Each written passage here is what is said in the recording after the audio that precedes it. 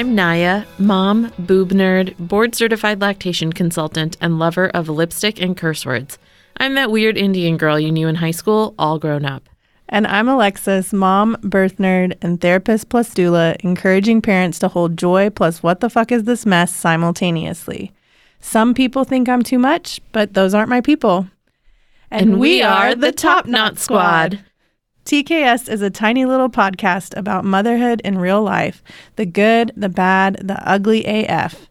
Hosted by two women that are passionate about our beliefs and unafraid to speak our minds. Friends that wanted to create space for all that ish we are too scared to talk about. Are you ready to laugh, be vulnerable, and keep it real with us? Top knots are not required. If the Top Knot Squad content makes you laugh, nod in agreement, or makes you feel less alone, we'd love your support in the cost of producing this podcast. Visit patreon.com/TopKnotSquad to learn more about our budget-friendly sponsorship tiers and how you can help ensure that TKS has a future. Every little bit helps. On this episode of the Top Knot Squad, we'll be talking about partnering and parenting at the same time and how the F to keep our relationship healthy. Big things happen to a partnership when you decide to add children to the mix. And while parenthood is an exciting time for a couple, it is also guaranteed to bring about some level of stress or strain on the relationship. Today, we hope to dive into everything from communication, mental load, not hating each other, and overall learn a bit more about how to parent without losing touch with our partners. We are thrilled to have our friend and colleague, Genevieve Saenz, joining us for this conversation. Genevieve Saenz is a licensed marriage and family therapy associate. She's both a very silly and a very serious person who loves gardening, art supplies, ghost stories, and her wild, wonderful family. Genevieve created her private practice, PassageWay Arts, in 2013. As a celebrant and therapist, she uses compassionate counseling, the creative arts, and sacred ceremony to create consciousness and ease the pain of change. Welcome, Genevieve. We're so glad to have you here. Hi, thanks for having me. I'm excited. Yay!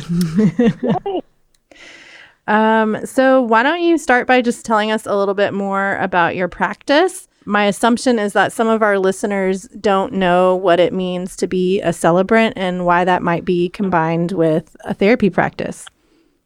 Sure, yeah.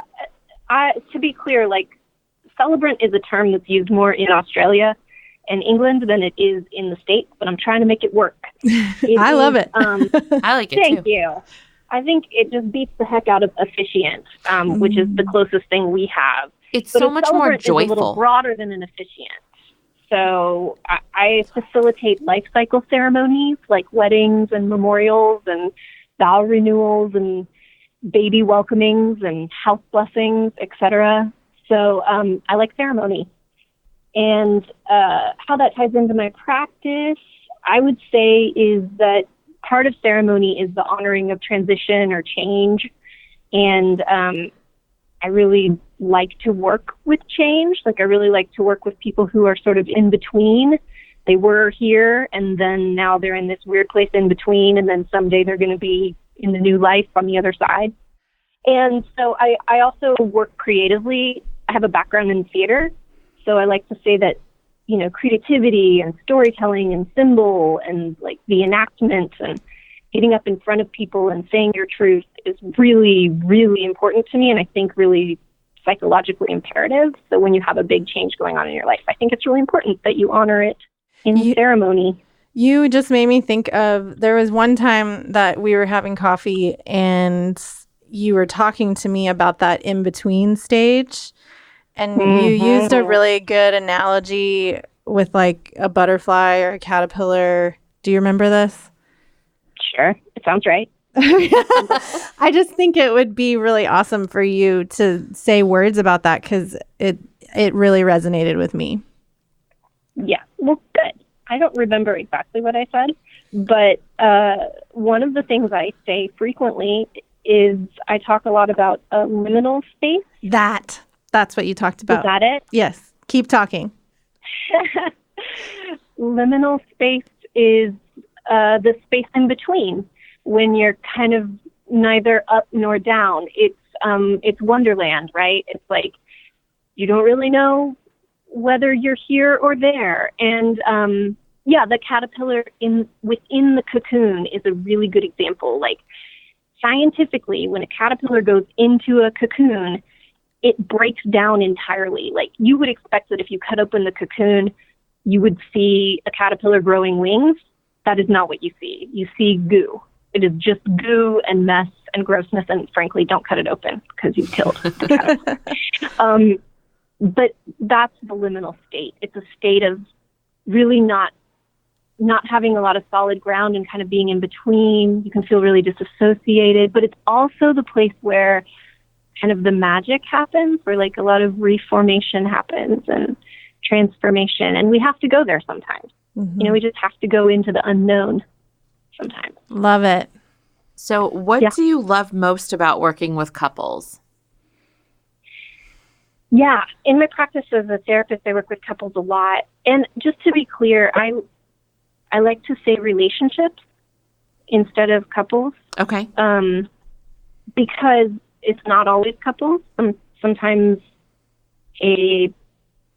sometimes it's different relationship structures. I call myself a relationship therapist. So sometimes I work with moms and daughters. Sometimes I work with multiple partnered relationships. Sometimes I work with, relationships between, I don't know, I would do like coworkers, frankly. Mm-hmm. But what we're talking about, I think, is like partnerships where you're raising kids together, right? Yeah, Yes. that's definitely what we're talking about.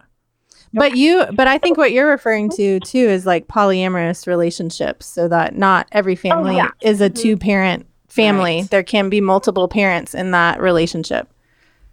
Absolutely. That's absolutely what I mean. And also that sometimes, like, if we just think about the couple going through the change, that's not really accurate. Mm. We don't exist in bubbles like that. Mm-hmm. So anyway, I'm just trying to call it relationships instead of couples. But basically, working with relationships it's not boring. I really like it. There's a lot going on.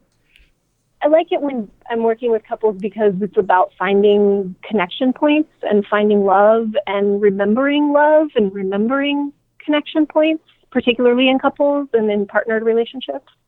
I also really believe that we grow in relationship. Like, we can't really grow in a bubble. So a lot happens in a relational counseling session. Like, a lot goes on, not just little things, like big things. There's big changes. There's big revelations. So yeah, it's not boring. It's very exciting as a therapist. I love it. Yeah. So does the majority of your work with parents involve exploration of partnering and parenting? Like, we keep saying this is the title of this episode, partnering and parenting. And like, what the fuck does that even mean? Let's talk about that. That's what we're going to talk about. Yeah. It does, but it's also like, no. I mean, I think that sometimes the parenting is what we're talking about, but often the parenting is kind of where the symptoms show up for other things that are going on in the relationship. Does that make sense? Like, sometimes what can happen is we notice how unhappy we are in the parenting, or we notice the problems in the parenting. We fight in the parenting. Mm-hmm. We take, because parenting brings up so much stuff. Y'all know that, right? Yeah. It's pretty much what our whole podcast is about. Yeah, pretty much, right? So as the parenting brings up the stuff, I think the partnerships are strained. Mm-hmm. Fair to say? Yeah. Absolutely. You nailed it. Yeah. And here we are.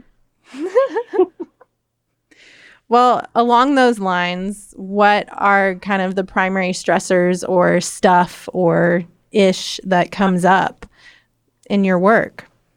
You mean with parents or with relationships in general? With parents. Sorry, I should have specified. No, it's okay. I think that there are so many stressors affecting parents, and particularly new parents. Y'all are experts on this. Like, it's the amount of things that come up as a parent. You're going through such a huge identity shift personally. Mm-hmm. And then to try to figure out not only who you are, but who that other person is who's also having an identity shift. Mm-hmm. And then, like, how you're going to work together in this identity shift. And continue to be functional. Yeah. It's very difficult. And then you add on, things like sex and money that are already stressors in relationships. Mm-hmm. And I think it just gets to be too much. Mm-hmm. Like, basically, the person who's listening to this right now, you probably have a stressor in your life that you're thinking of that you're like, oh yeah, that's in my relationship. Yeah, that's a stressor. That's real. That's right. Mm-hmm. There's so many of them. Yeah. Yeah, we just talked on the last episode. We had a guest on talking about childhood sexual abuse and like parenting with that history. So I think in general, like for me personally, a lot of the stressors that have come up in my relationship have been all my shit from my past. Mm-hmm. Like showing up and being like, hey, I'm here in this really vulnerable time where you don't get to sleep and you don't have as much time period to connect with your partner. So let me just fuck it up a little bit more. That's right. Yeah. It's like an atom bomb for some relationships, honestly, because it explodes all these things, and then you're just sort of dealing with a big mess together. And you're also, you're just working in so much your own stuff. Like, it's hard to keep yourself fed and alive and awake. Mm-hmm. So I'm going to talk about my personal story because I think that's more interesting. When I had my son, I had already been with my husband for a long time. We got together in 2002. So we had been together for, I don't know, mass time. And it was really rough. I would say it was the most difficult thing that he and I have ever been through, was having a kid.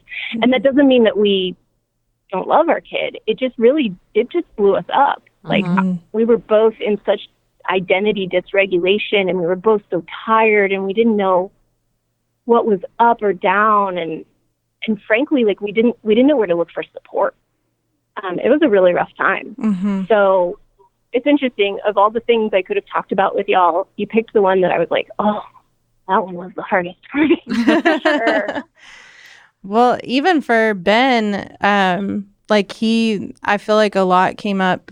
He lost his dad 15 years ago now, but parenthood kind of reawakened a lot of that grief for him. Yes. And that was interfering as well. It was another thing in the room. Mm-hmm. Yeah. It really is. Yeah. Mm-hmm. Same here. My husband lost his mom pretty early into our relationship, actually. And she's been gone a long time, but there's so much that, like Alexis said, parenting is just kind of brought to the surface, or really visceral reactions he has to something that we're doing with our kids that he would do as a child, or with his mom or something like that. So yeah, absolutely. Mm-hmm. Yes. And you're like re-examining what your childhood was like, right? So when you become a parent, you're all of a sudden thrown back in a certain way to your childhood experiences. And I'm glad y'all brought up grief, because we don't talk enough about grief in new parenthood and how confusing that is. We're grieving lots of stuff. Actually, my dad died like a month after my son was born, my first son, which was a huge part of why it was so difficult. Mm-hmm. And yeah, we don't think, though, that we're not just grieving necessarily if we've had a loss. Sometimes we're grieving our old life, like who we were and the agency we had and the power we had, and also who we were in the couple, right? Or who we were in that relationship. Because sometimes that has shifted. Yeah, very much so. Yeah. We're just sitting here nodding at everything that you're saying. You can't see us, but we look like a couple of bobblehead dolls right now. I'm just sitting here thinking, like, how the fuck do parents survive, man? There's just so much. Totally. It's so much. And it's like, what I was going to say in that story before that I didn't finish is that, so we went to couples counseling. Thank you for that. That's awesome. Please do that if you can. Yes. Oh my goodness. And in the course of couples counseling, it was maybe the second session, the therapist said to us, well, it sounds like you've really been focusing on yourselves and on what you need as individuals. And maybe it's time to bring you've thought that like the relationship's just going to be okay, but maybe it's time to kind of focus a little bit on the health and wellness of the relationship. Right? And I was like, you bitch. Like, because I come on, I am trying to like keep a baby alive, and I'm in grief, and I'm in more pain, and this motherfucker that I'm married to, I love him so much, but he's wrong about so many things. Yes. Like, why do you want me to like focus on this other thing, like this additional work? Like this was the thing that was supposed to not change. Yes. This was the thing that was supposed to hold us. And like get us through all the personal change we're going through. And I'm so mad that like that was the thing that I was having to fix. You know? Yes. It's often those things that someone says that piss us off that are like the thing we need. Yeah, I know. Yeah. I get the most angry at the truth. Yes. I get the most angry at the truth. I love that. So just kind of on that note, do you have any tools or any suggestions that can help partners keep the relationship healthy just in the midst of the chaos of not just early parenthood, but I feel like parenthood in general? Yeah, I mean, the biggest tool we all have that we never think of is breath. And that sounds really cheesy, and I'm so sorry, but like, come on, take a breath, right? Like, really, don't forget to breathe. Because that gives you space, even if just for a second, and it nourishes you. It's an act of nourishment. So, yeah, that's cheesy, but it's true. That's like step one, start close in, right? Breathe as often and as much as possible with consciousness and awareness. But also, like, some practical tools. I think that scheduling is not overrated. Like, if you can schedule time, if you have the ability to schedule time together, that I think can really, really help. Like time to touch in and just be humans together is so helpful. Going on a date night is like, oh my goodness, so helpful, right? Yeah. You We've started doing this thing, especially now that the kids are back into school. We try to take one Friday a month and both take it off from work. And this way the kids are in school, as long as everyone's healthy. The kids are in school. We don't have to worry about a sitter. And we get to be us. And we don't have to be mom and dad. We get to be just us together, having fun, doing things we probably wouldn't be able to do at night. And so. And you get to go to bed. Yeah. At a normal time. Exactly. There's no, because those little alarm clocks will be up at 6 o'clock, whether we like it or not. So, yeah. Right. Yeah. Yeah. Yeah. We've been recently, because I've found that, I can help regulate my nervous system when I'm outside. And so we haven't been perfect at it. I think we've done this like 2 or 3 times since we initiated it. But as soon as the kids go to bed, like I'm like, I just want us to eat. If it's us eating dinner, if it's us drinking a glass of wine, if it's us drinking a sparkling water, like, or not having a beverage or food in our hand, like I just want to go sit outside on our patio and check in and talk to each other. No screens and just be outside, have my feet on the ground. And the few times that we've done it, it's been huge. Yeah. Yeah. I mean, it also, and I would say every time I'm also very surprised at like the things we end up talking about. Yeah. Yeah. Yeah. Giving things space, like if you schedule it and you have the space to do it, and then it's amazing. Yeah, it is. It's amazing what can come up. Especially if you try not to spend that time like working on parenting together. Yes. Maybe, like I love what you're both saying about like just checking in with where you are and like what's going on for you as a person and how you're feeling and just being human together for a moment. Absolutely. And that's something that our couples therapist or relationship therapist had said to us a long time ago, was having a daily check-in of how are you feeling? What do you need? So I find ever since then, we tend to weave that in whenever we make those check-ins happen. Again, we're not perfect and it doesn't happen every day, but those are good questions to not just get into a grind of like, what happened with the kids today? Right. Right, exactly. And just focusing on the kids. And that's the other thing I would maybe bring up is that watch your focus and watch the way you're thinking about each other. Like, it can get really resentful in there really fast, right? And so one of the main stressors that happens, I think, especially with brand new parents, is there's a lot of like, what do you do versus what do I do? And how do we break up the chores, or how do we make sure everything that needs to get done is getting done, and whose job is what? And all this is really gendered too, so paying attention to that is pretty important. But notice how you're thinking about the other person. Like if there's thoughts of like, man, I wish they would, I wish this was going on, or I can't believe they're doing that, or look at them like watching this, or da-da-da. That can get out of control really fast. And that's not to say that you're not right. But maybe instead of just thinking it, maybe it needs to be expressed in a more helpful way than just resentment inside of you. I have an example of this.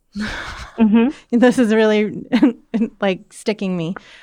But we had scheduled to sit outside and eat dinner. Like I had made a soup, and like we had this whole text conversation. I'm going to be home at this time. And I knew when the soup was going to be ready, we were going to sit outside and eat soup and have our check-in connection time together. Well, Ben ended up he got pulled into a meeting. And he texted me like, I'm not going to be home till after 7. I have to go to this meeting. And I was pissed. And I was like, what the fuck? Like, we finally scheduled this thing. Like, I hate you. You're stupid. And anyways, I still went outside to eat my soup. And when he got home, he came outside. And I just ended up, the whole time I was sitting there, I was thinking, I was like, I don't want to ruin our connection time. Like, this can still happen. Come on, Alexis, get it together. Don't ruin the connection time.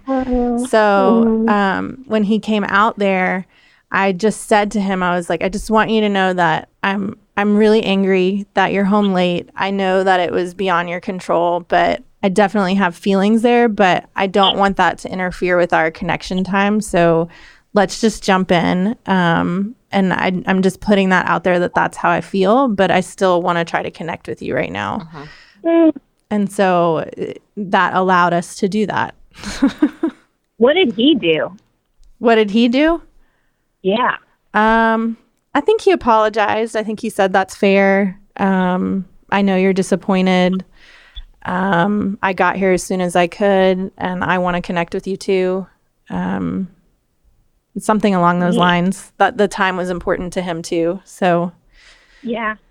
But I think like naming the act of saying that out loud was enough for me to not like stew and grind my teeth and be like, I hate you. Like I put it out there in the universe, and it got to hold that, and I still got to connect with him. Yeah. And frankly, he did a really good job of not making it about him. Right? Go us. Just to give him a pat on the back, right? Like sometimes, things just need to be expressed, and then the other partner just needs to say, like, yeah, I hear ya. Thank you for telling me. Validation goes a long way. For sure. Goes a long way. And like naming your expectations, and then when they don't happen, naming that you had them and you didn't mention them if you didn't mention them. It's really beautiful too, right? It's like, very hard to do. Totally. Another thing about tools is if you can go to therapy, that's okay. Like that would be a good idea for couples to do. I like that. And if you can go to therapy in relationship partners. That's okay. That's an okay idea. And that said, we can't always get the support we need for various reasons. So I totally understand that therapy isn't an option for every relationship. But boy, is it a good idea.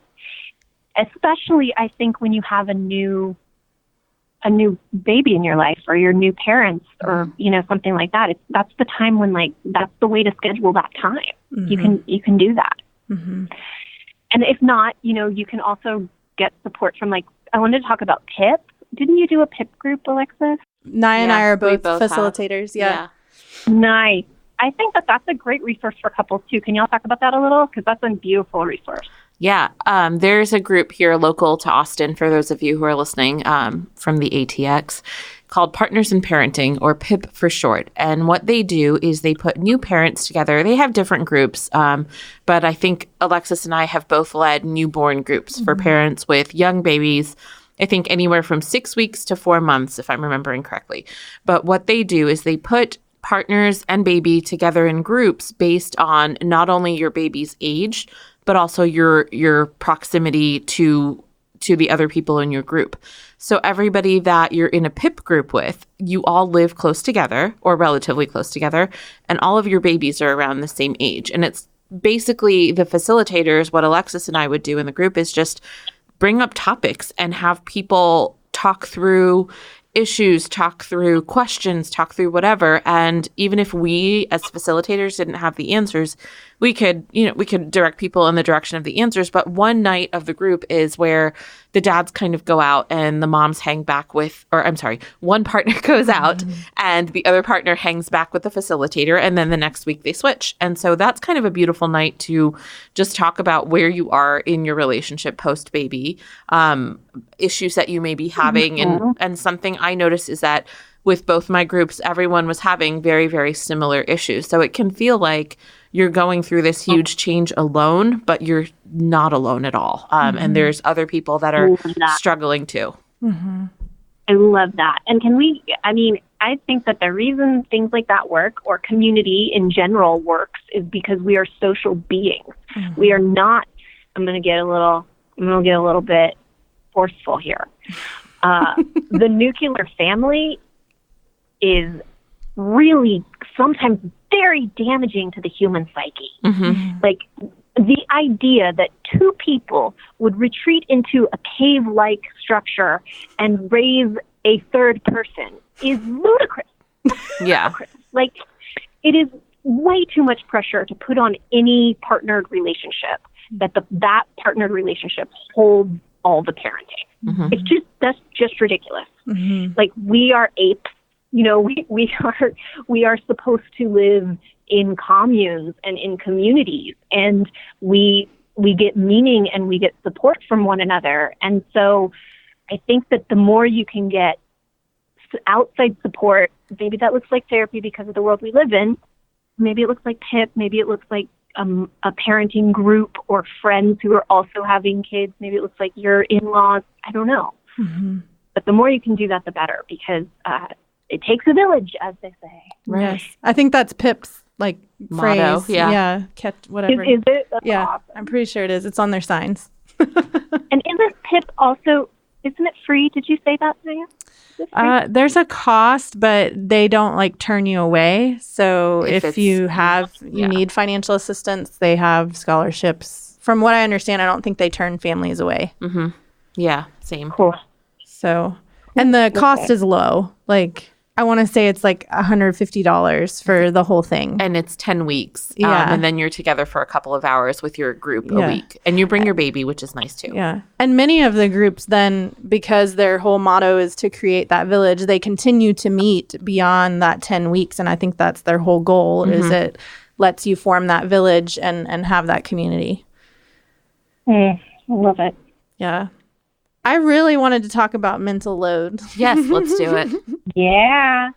Which I think we brought up a little bit when you were talking about resentment. What, especially in early parenting, about what are you doing? Exactly. Yeah. I'm with the baby all day, feeding and diapering and all that. Yeah. But man, mental load, it comes up literally with every single client I have. Whether they've identified it as mental load or not, they're talking about it. What is it? Tell me how you're defining it. What do you mean? It is all of the information that culturally women have been taught to carry. It's all of the information that we just hold in our brain. Like, I have to make doctor's appointments. I have to pack lunch. This day is this play date. This day is this birthday party. Oh, dentist appointments. Like, we just automatically take on the load of this information and doing without awareness, sometimes without awareness that we're doing that. And then that creates conflict and resentment because it's not equal. And it's also invisible. Yeah, it's not always tangible. Yeah. Yes. Oh, yeah. Thanks for defining that for me. I feel that too. Yes. Do you feel like that comes up with the families that you work with? Yeah, absolutely. I mean, I feel it in my personal life too. I think it's the patriarchy, Yeah. I do. I really do. I think it's just, there's so much to be done. There's so many opportunities and invitations to do things. And there's so few opportunities and invitations to stop and to breathe. And like, this is your life, So I guess what it brings up for me is those moments when I'm actually like holding my child and they're cuddling or they're tired or something. And I take a breath and I'm like, this is the actual work. This is the actual thing. Everything else is just sort of noise. And that within my relationship or within the relationships I see is intimacy, is those moments when we can actually shed all of that stuff and just be vulnerable with each other. And sometimes that looks like asking for help in the tasks and in the doing.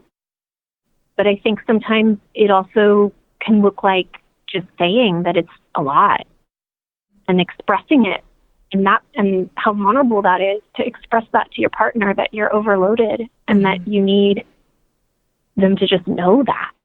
Is that what you're talking about, Alexis? No, totally. I think also I oftentimes, like, I have this thought of like, I just want him to volunteer to do this thing. I don't want to have to tell him that I need this. But in reality, even that narrative is from the patriarchy.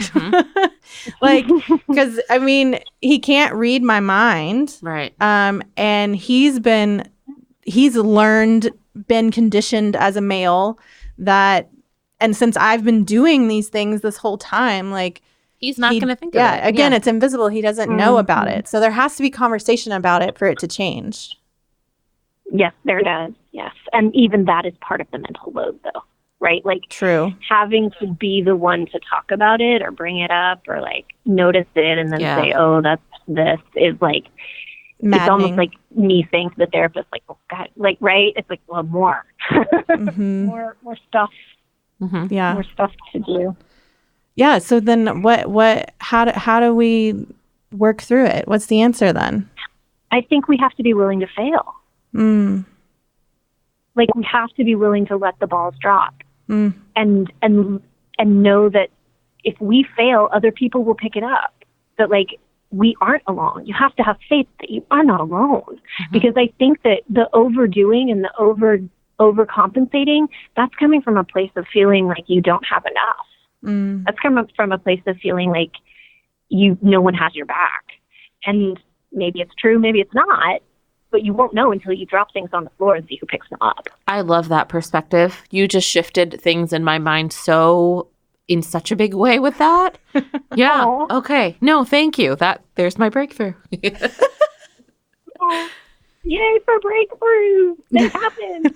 No, but just kind of like Alexis said, so much of it is I do it because I feel like I'm expected to do it. But then the times that I don't do it or I just can't do it because I can't handle another thing, it does get done. My husband does do it. He picks up.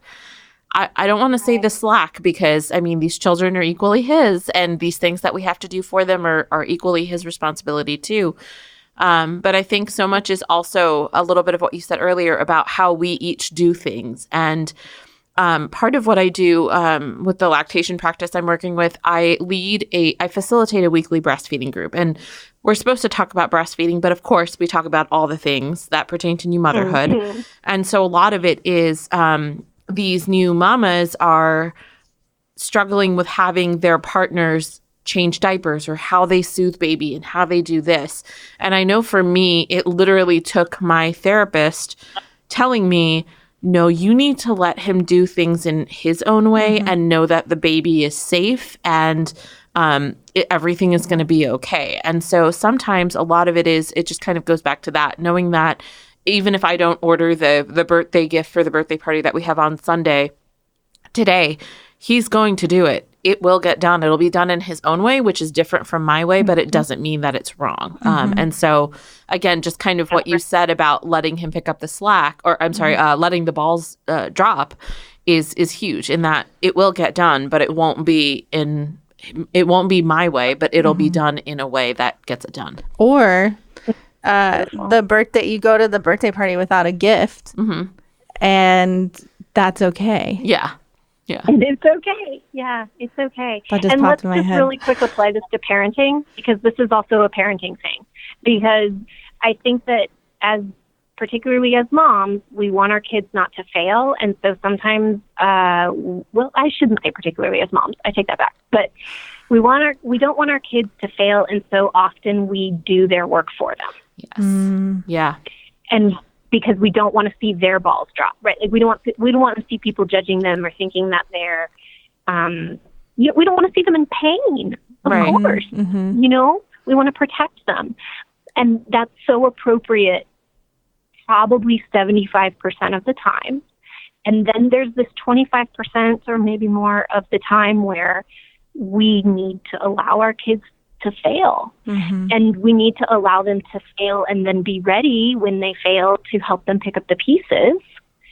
But it's so important. It's love, right? That you trust that they can handle something, that you trust that they will get it, that they'll find the way, that they'll find a way to do it. You know? So I guess the point of that is that sometimes what we practice in our relationships, in our grown-up relationships and in our partnerships, are also the same tools that we practice as we're parents. So, like, it's a concurrent growth. It's not like nothing happens in a bubble, right? So, like, both things affect each other. Absolutely. No, I love that. That makes perfect sense to me. You know, the mental load of motherhood is something I know that we've touched on in past episodes, just about how I think it might have been the episode we did with La Mama Care on transitions to motherhood and things like that. But this is really helpful. The gears are turning in my head right now. I'm like, no, let's focus on recording the podcast, then all the personal growth and relationship growth. Then we'll go journal. Exactly. Well, since you talked about incorporating art and creation into your work, I did include a question about this, like how can we as partners and parents engage more with creativity and being silly and having fun? What does that look like? You know what I have to say to that? I just say, like, fuck yeah. The first thing to say is that, like, you can't get to your silly with your partner until you feel safe. So if there is a threat to the relationship, or if there is like unresolved resentment or stonewalling or any of that crap going on, you're not going to be able to play. So when you lose play and silliness with your partner, that is a really big sign that it's time to get support or to rethink the structure or to talk or to go on a date. Play and silliness is like one of the main signs, I think, of very healthy, functioning relationships. So please, if you can play, do. Right? Like, tell all your silly jokes. Like, let your humor get weird. Oh man, humor gets so weird in those early days of parenting too, doesn't it? Yeah, it does. You know, it's so, and it's hard to laugh because you're so tired. But if you can muster up a laugh or so in Gottman counseling, that's called like a bid for love or a bid for affection or connection. And they're so important. Like, successful relationships are a lot about just acknowledging the bid. Like when someone makes a bid towards you for love or for connection or tells a joke or even says, hey, did you read this article? Or, hey, did you see she pooped 3 times today? Whatever it is, those things are, they need to be acknowledged. Yeah. So they need to be recognized. as what they are, which is these little itty bitty micro bids for love. And even if it's just like, yes, I saw that, or that poop was gross, or whatever, right? Or a little laugh. It's so important. So important. I love that. You're also a fan of ritual. I just know this because I know you personally. But what role do you think that plays in relationship, especially with parents? And how does that help? Okay, so rituals are like little actions or big actions, but they're basically actions that are repeatable. So thinking about the rituals you had before you were parents, if you can find a few that carry through and notice them, I think what that can give is a solid ground in that weird liminal cocoon, gross bug juice space. Like you can find a solid ground where it's like, but we're still watching Dateline every Thursday, right? So is that one of your rituals? No, I don't know whose ritual that is. That just popped into my mind. No judgment. No judgment. No judgment. I love it. We do what we need to do to get through. But yeah, those little personal rituals you have, like every night I will wash my face. We can see the value in that, right? We can see the value in maintaining your schedule as much as possible when you're in the midst of change, or your little bits of self. And the relationship also has rituals. It has little bits of self that need to be maintained, right? So that's that for ritual. I think how ritual can help. But if we're talking about ceremony, which is a little different, ceremony is like the outward acknowledgement of an inward change. So I think that ceremony can be so, so useful when you find it's the time to do it, because basically it can bring all that like internal who am I as a mother, that like mother archetype that you're unpacking, or the parent archetype, or the father archetype. It can bring it to life. So you can find a symbol within a ceremony that then follows you through your parenting experience, or an artifact like within that ceremony that then is there. It just helps create meaning. I think it's psychologically imperative, honestly. And also, if you can get community support. So like, let's say you want to do a baby honoring or a mother-to-be blessing or something like that. Getting the community support of being seen in, I was here and now I'm here, is really big. As part of the story with my particular husband and my particular life, we had a really rough time. We went to counseling. It was pretty hard. It was really hard work to get us back into a place where we could trust our relationship again. And once we were there, we realized pretty quickly that it was better than it had ever been. But like, we were no longer the Erin and Genevieve of our 20s. We were now the Erin and Genevieve who were parents. And that was different people, but it was also a different relationship. And we needed to honor that. So we did a vow renewal, and it was our 10-year anniversary, wedding anniversary, and we did a vow renewal, and we invited all our friends and family to come and dance, and it was such a beautiful day, and it was really important. And we made a little contract together, like a new covenant, a new agreement, and we put it on our wall above our fireplace as a sign, not just of like, we made it, although we made it, but like, we're better. We're better for this. Like we walked through the fire together and we're better. And so that is the power of ceremony, is that it takes something that feels really uncomfortable and weird and terrible and sad and full of grief and full of anxiety, and it kind of wraps it into this memory. That's beautiful. I really love that. Now everybody's going to get their vows renewed. I know. You know, you can call me.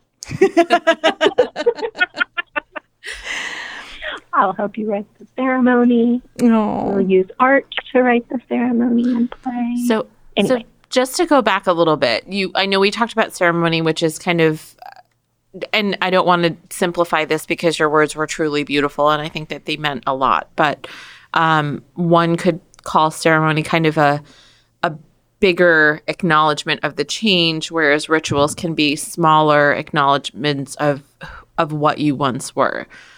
Rituals that, and I'm just spitballing some ideas here as far as what like rituals could be for parents to have that perhaps they had prior to having children or prior to this huge life change. It could be something as simple as kind of what you said, like having a weekly date night with a TV show, where after the kids have gone to bed, or if they're down for that long chunk of time, you sit down together and watch your favorite TV show or what have you. For me, it was my husband gets up probably like a half hour to an hour earlier than I do in the morning because I'm just not a morning person. Mm-hmm. But he makes coffee, and that like smelling the coffee and kind of hearing the grinder go. That's it's time for me to get up. And so part of our ritual is he makes me a cup of coffee and brings it to me in the morning, which is lovely. But that's something that he did even before we had children. And so to be able to carry it on even after is just kind of a nice little way to start the day for us, and for me especially. That's beautiful. That's a great example, man. That's awesome. Mm-hmm. Yeah. Okay. I love it. Man. Yeah. We need a part 2. Yeah, we do. There's so much more to... What? Do you know what I want to talk about next? Oh, I have so many things I want to talk about with y'all. Your podcast is so good. I love listening to it. Thank you for doing it. Oh, thank you. That's all. I could just keep complimenting you all night, but we'll take it. I'm kidding. Yeah. I'm kidding. Yeah, you will. No. Well, can you share with our listeners where they can find you, and then if there were any like particular resources you really wanted to share, do that. Yeah, sure. Yeah, I know all that stuff.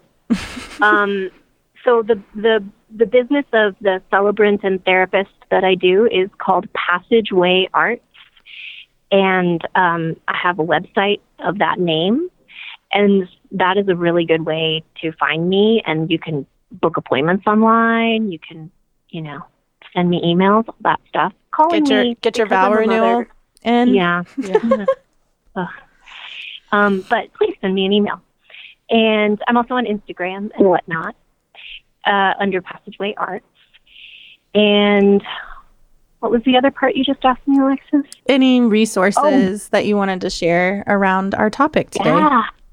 Yeah, well, the PIP thing is a really good resource. I think that also there's like, a lot of my mom friends that I made was in classes during my maternity leave, like going to postnatal. So I would say like, don't be afraid to go out and do things. Mm-hmm. And there's some really good like prenatal and postnatal classes around, and parenting classes and groups and things like that. And it's a wonderful way to like meet people in that cocoon and be like, you in a cocoon? Yeah, me too. Okay. Right. So that's not necessarily a resource as much as like they exist. Go find them. Mm-hmm. Right. What about and if we talked about sex, I could talk about more resources, but maybe we'll talk about sex. Maybe that's our part 2. Yeah, for sure. Well, you did mention Gottman. Are there any books that you recommend for parents, or I don't even know? Gottman has a training called Bringing Home Baby that some therapists are trained into, which is like a workshop that they do. Mm-hmm. I use a lot of Gottman stuff because I like the science behind it. Honestly, if you Google Gottman real quick, there's like a 45-minute lecture that he gave, which sounds really boring, but is a really fun thing to just watch with your partner because he talks a lot about just his research and how he came about it, but also just the general theories, which are really accessible. They're not too clinical, in my opinion. Mm-hmm. And then there's a lot of books. There's a lot of Gottman books out there written for couples, like 7 Principles of Making, I don't know, can we put stuff on your website? Yes, we'll put it on the show notes. If you send it to us, we'll add it. Yeah. There's lots of good stuff. Just to add to the Gottman love, if you follow them on social media, especially on Facebook, they're always posting little articles and little pieces about relationships and how to foster them, and not just romantic ones, but even just friendships and business partnerships or what have you. So I find that to be really, really interesting. Yeah. Yeah, it's good stuff. It's fun, and it is really accessible. Like, it doesn't feel, it's stuff I share, frankly, with my partner all the time. I'm like, oh, I read this thing. Yeah, it's one of those things you read it and you're like, oh, that makes so much sense. Mm-hmm. Yeah. Mm-hmm. Totally. Mm-hmm. Well, we appreciate you, Genevieve. Thank you. This was a delight. Thanks for having me. And I wish I could have been there in person. I'm sorry I have to call it next time. I will be there in person, and we will talk about sex. Yes. Sweet. Part 2. Done. Season 3, here we come.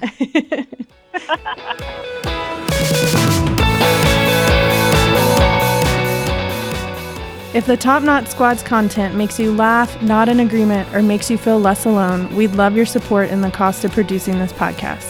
Visit patreon.com/TopKnotSquad to learn more about our budget-friendly sponsorship tiers and how you can help ensure that TKS has a future. Every little bit helps. If you like what you hear, then be sure to click the subscribe button in your podcast app. While you're there, leave us a review. You can find us on social media. Just search for Top Knot Squad. We welcome your feedback and love making new friends.